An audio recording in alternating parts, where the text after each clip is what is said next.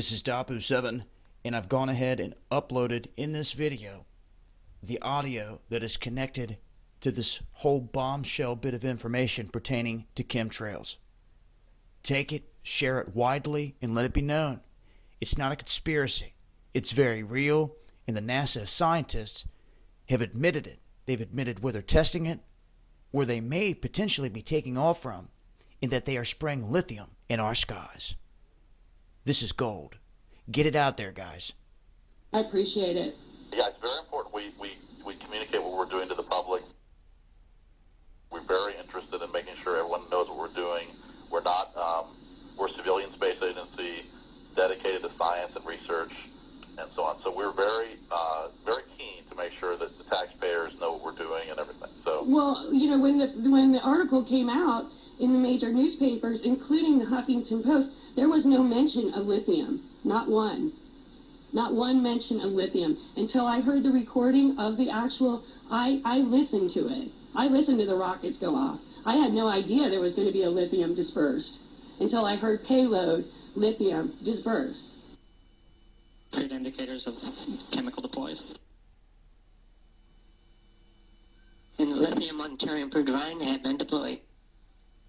Okay. RSO TDOSS requests to declare the area clear and release the roadblocks. TD concurs if RSO does. RSO concurs. Oh, Yeah, science team reports out that they do see the lithium trails. These lithium trails allow them to look at the winds and that of the atmosphere, and these winds are believed to be the carriers of the dynamic.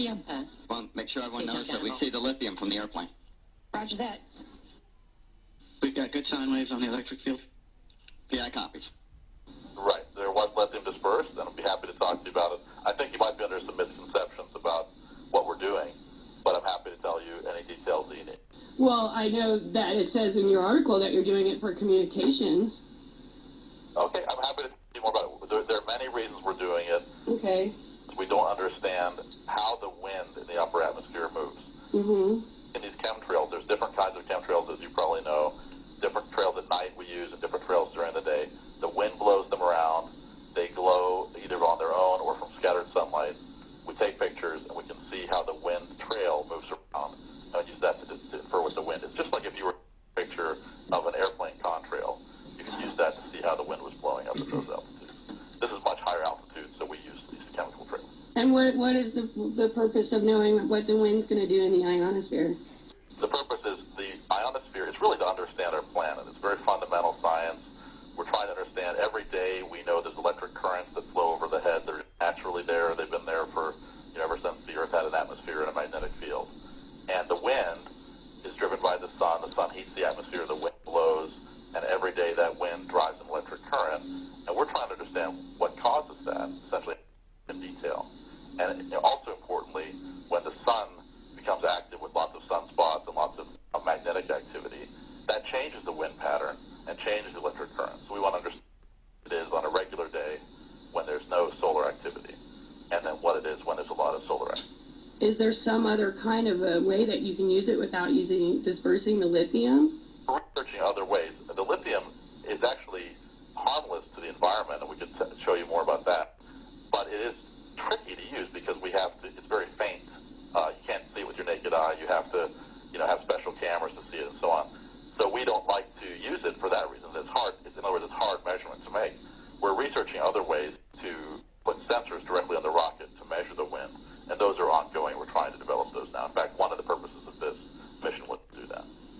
Okay. Well, you've explained it to me then. I don't agree with it, but I appreciate you explaining it to me.